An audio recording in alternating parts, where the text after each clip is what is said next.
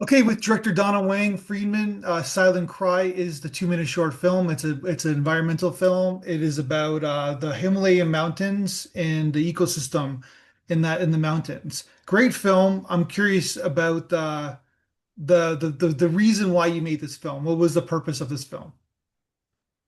Really, to be completely honest, it was because I was obsessed with the music. I'm a concert pianist, Yes. and I just recently recorded this album, MICROVIDS, and that's 19 short miniatures for piano and violin improvisation. The great Curtis Stewart, violinist, improvised his part over my piano part, which is classical music.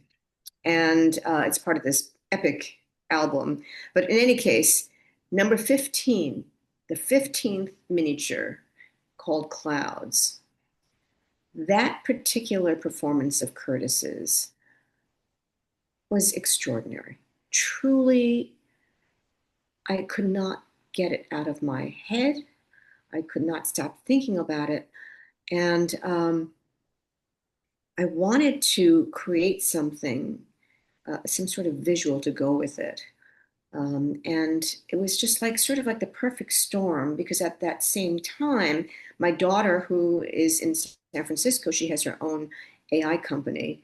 She was posting these little short 3 second, 5 second videos that she created from AI just for fun. Mhm. So I called her up and I said, would you be able to create something for me, maybe 5 seconds, with a globe?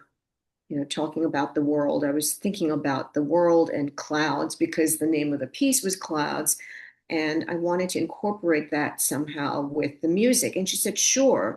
So she started working on that. And then I started reading all about, I've been very interested in the environment. And I never thought that I could do anything to shine a light on it. It's just such a huge topic, Yeah. and and I am not experienced in that field. I just know that I'm concerned. And so I started reading more about the environment. I started reading about the Himalayas, and I started reading about how clouds play a really important part to the balance of our world. And so one article led to another, and then I started looking for different videos online um, of the Himalayas. And so I went on Open Planet, and they're a wonderful resource uh, for visual artists to find any kind of short clip, very short clip about the environment. So my daughter came back with a couple of 5 second, you know, AI reels, and I took one of them and I started working with that. I started working with other visuals from Open Planet, and I started creating a story to go with this incredible soundtrack that I already had laid down, um, Clouds. And I did this only because I felt like it. I felt like I had such a strong desire to do this. I never meant to make a little film. I never meant to make anything.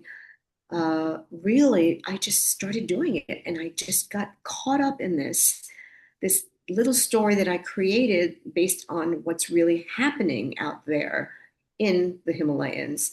But it's not just about the Himalayas and this particular group of animals that I chose because it affects all of us. I chose Yeah.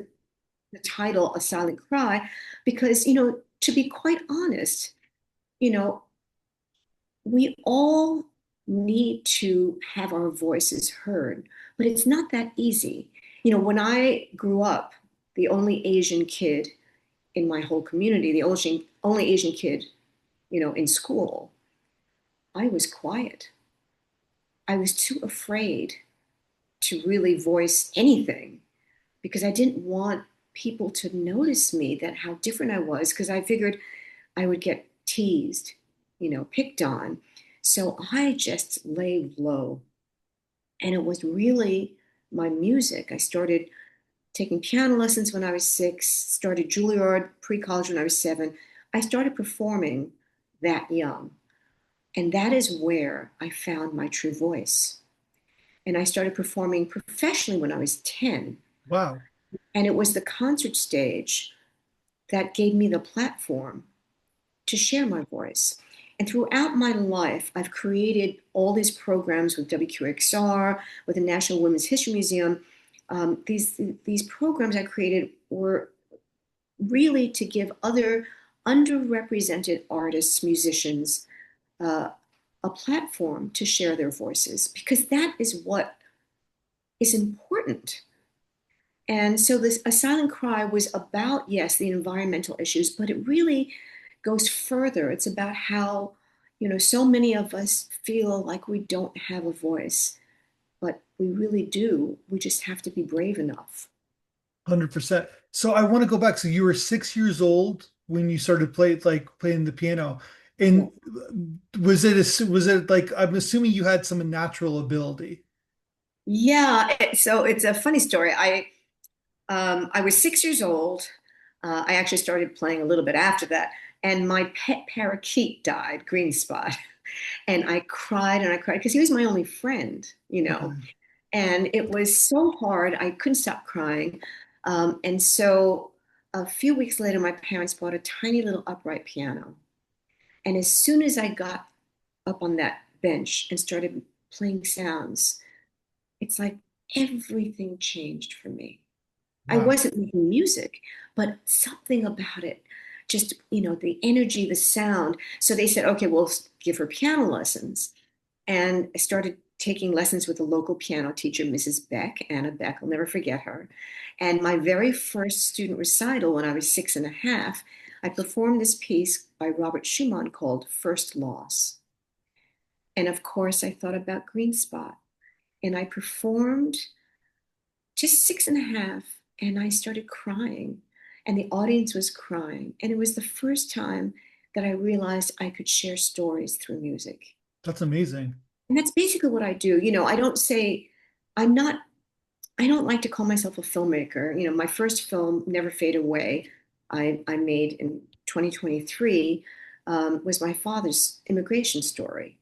And it really was a love letter to my parents. And um, I started talking about my father's story during the pandemic, when hate crimes against our Asian community were rising. And I Mhm. was assaulted when I was walking my dog in the park, for being Asian. He said that I caused the virus. Anyway, but I basically, from that event, that incident, I stayed home for 7 months and I started rethinking my own identity.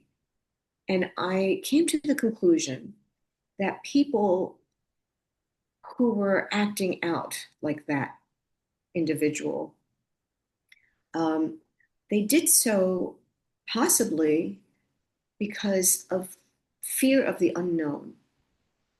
Mhm. Coronavirus at that time, COVID, we didn't know what it was. Yeah. And people like to blame people. So I thought, you know what? What if I shared stories, heritage stories of people from my AAPI community? Maybe people would get to know us more and realize that we're more alike than we're different. And I did this on with WQXR, the leading classical music uh, station in New York.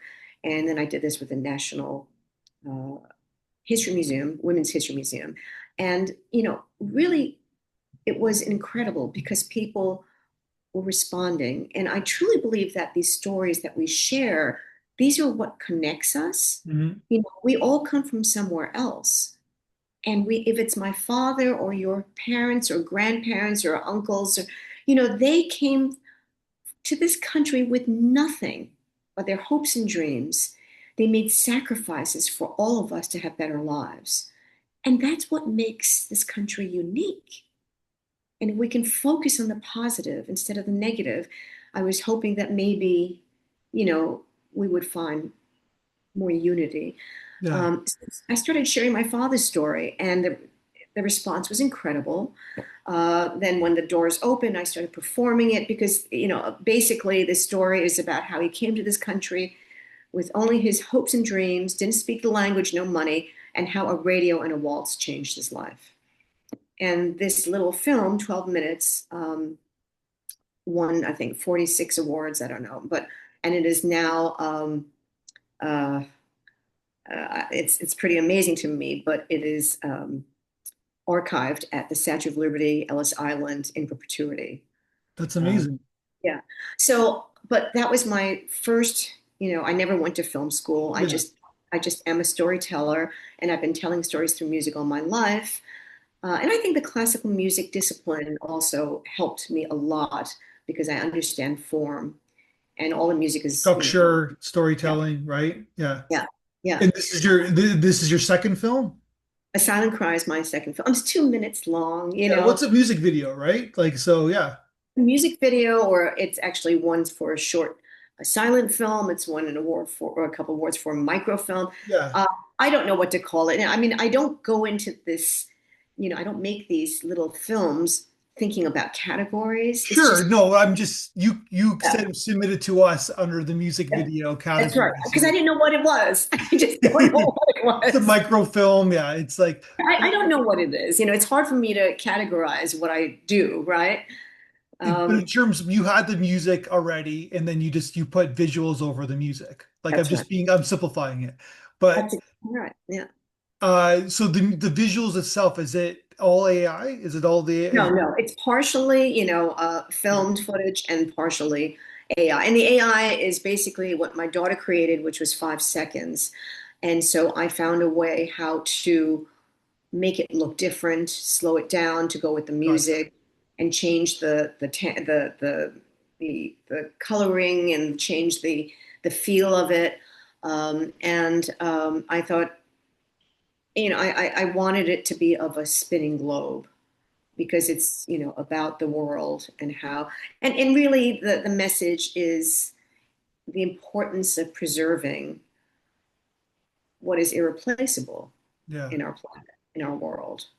So anyway, it's not, it was I I finished it on June 30th. I remember this because that was my anniversary. I came home from dinner with my husband, and finished it, and then I put it away. I always take a day before I look at it again. Hmm. And I looked at it on July 1st, my son's birthday. And I said, okay, and it moved me. And I decided to share it with the composer to see how she felt. And she said she teared up.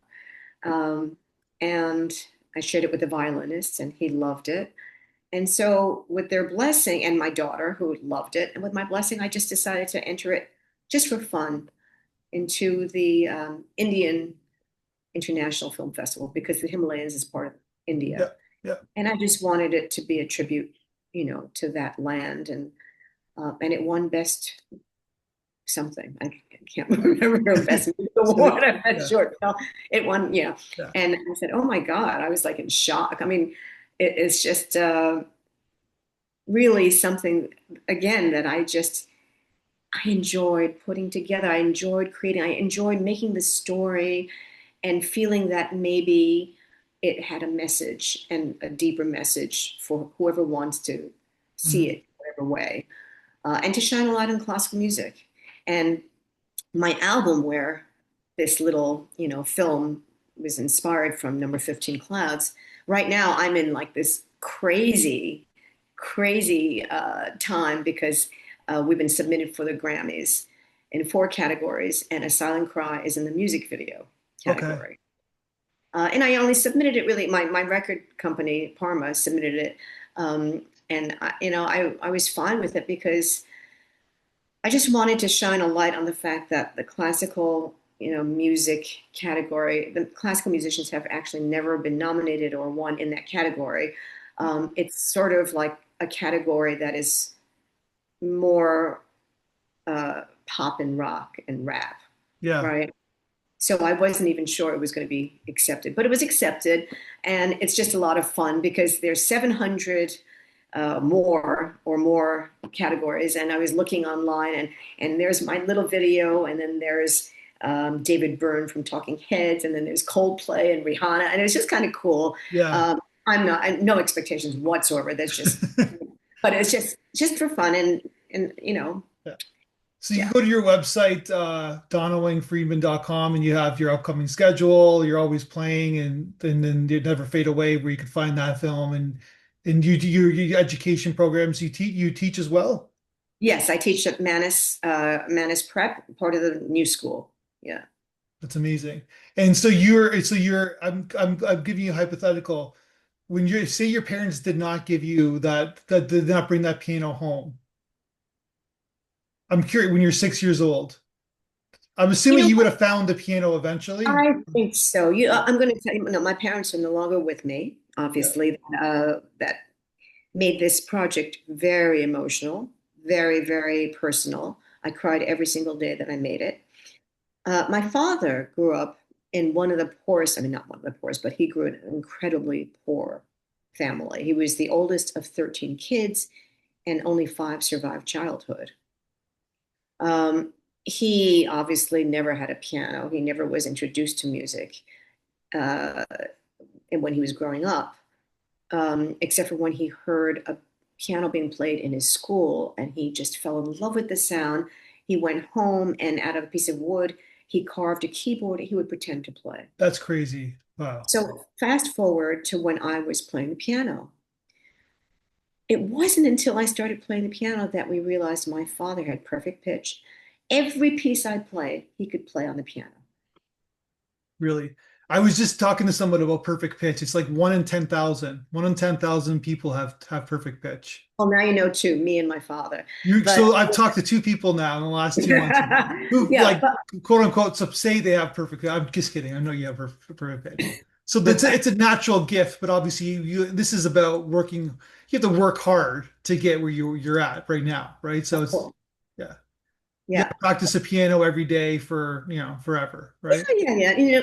And the thing about it when I was growing up, because I was at Juilliard, it was a very intense Yeah, schedule. So I would be, going to school and practicing, and then what I was sent out to win competitions, and I won all these competitions, and I performed in so many concerts that by the time it came to college, I didn't want to go to Juilliard for college. I wanted to go to a regular university to learn about the rest of the world, history, art, politics, and that's what yeah. I did. That's what I did. And I went to Princeton, and I was just in awe of all my classmates from all over the world who knew so much about everything else. My professors, it was the most amazing 4 years. So when I came out, I wanted to be an artist manager. I wasn't thinking I was going to go back into music. I was still performing because I had all these obligations to perform, and I love performing. There's no question. I feel happier on stage, more comfortable than anywhere else. But when I graduated, I got a job as an assistant agent. I wanted to be in the classical field, but ICM at that point was booked up. So they put me in the rock and roll division. So for 8 months, I was booking rock bands. I got to go to Madison Square Garden to hear Talking Heads, David Bowie, Tina Turner. I got all my friends in free to all the clubs. And that was the fun part. But because I was also the new kid on the block, I had to cover, all the like 3 a.m. shows and these little Mhm. dots. It Sure. was really exhausting, and so I went back to Juilliard for my master's, and then I started touring. And as a pianist, a solo pianist, when you tour, it's not this glamorous life. You go from the airport to the hotel to backstage rehearsal, back to the hotel to the concert to the next, and you're alone. And I think a lot of my colleagues, you know, didn't have a problem with that, but I was very close to my family, and I missed, being rooted. And the traveling for me was not as much fun, although I love performing and I love sharing my stories through music with audiences.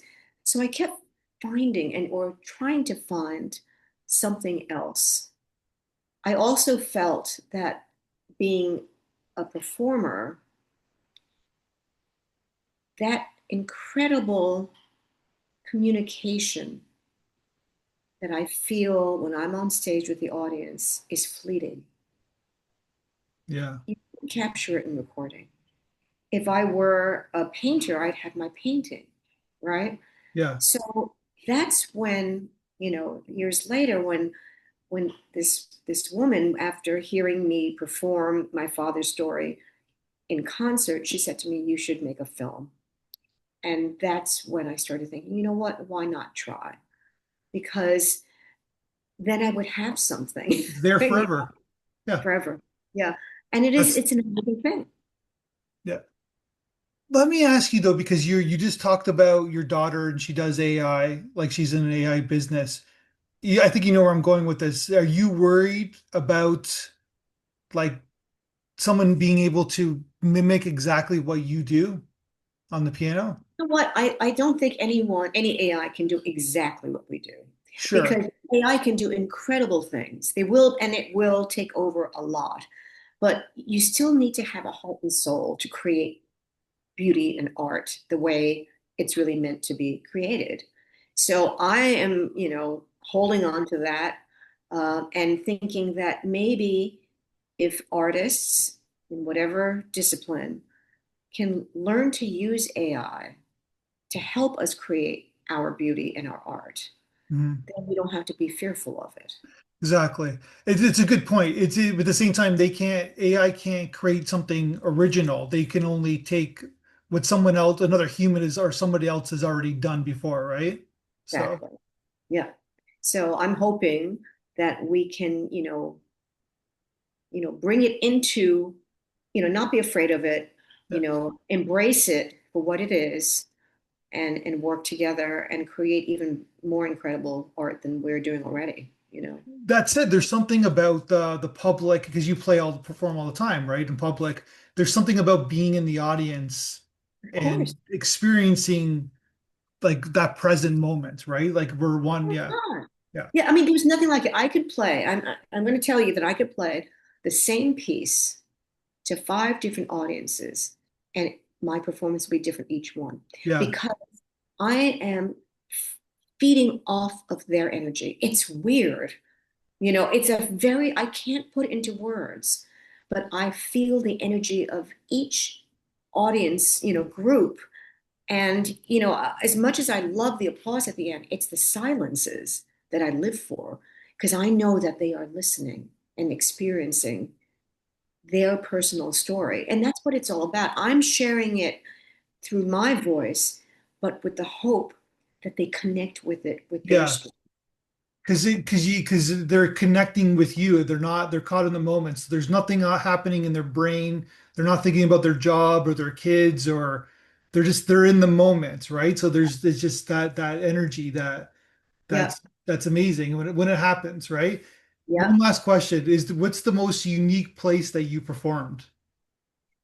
Well, I wouldn't say unique in the sense that it's so different, but the most special place that I performed was in Shanghai in Symphony Hall when I went back with my parents for the first time. It was a very emotional experience for me, and that will be one I will never forget. I performed as soloist with the Shanghai Symphony, and you have to know that these concert halls are gigantic. I don't even know how many people were there. It's not like, I mean, Carnegie Hall is big, but these arenas are huge, these venues. But it was, you know, the most extraordinary experience to know that this is where my parents came from. And they left China during the 1940s, during the Japanese occupation, and Mhm. they were not allowed to come back to see their family until 1973. Wow. So that was, yeah, so nothing will ever compare. Yeah. Because like Nixon went to China during, I guess that year, and he opened things up, I guess, right? Yeah. That's exactly right. And that was when my mother saw her parents for the first time in 35 years. Wow. And after her father was imprisoned, uh, yeah, Wow. yeah. So one will assume you're going to make more films, correct? I guess so. I mean, I have a couple in the works that I'm, thinking about planning, hopefully fundraising. I think this is a very difficult time raising funds. Yeah. But these are important stories. I think for me, it will always have something to do with music. That will always be at the heart of everything that I do, classical music, and sharing stories that need to be heard. Amazing. Well, thank you so much for your time. I really appreciate it. It's a great short film. I'm sure it's going to get you 46 other awards for it. For and yeah, I can't wait to see your next film. Just keep making movies, keep making videos of your work, and yeah, like I said, that's the great thing about movies. It's always going to be there. It'll be there forever, right? Yeah. So Well, thank you so much for your time, for thank supporting you. independent filmmakers. Very important. And we should just keep sharing our stories. Thank you.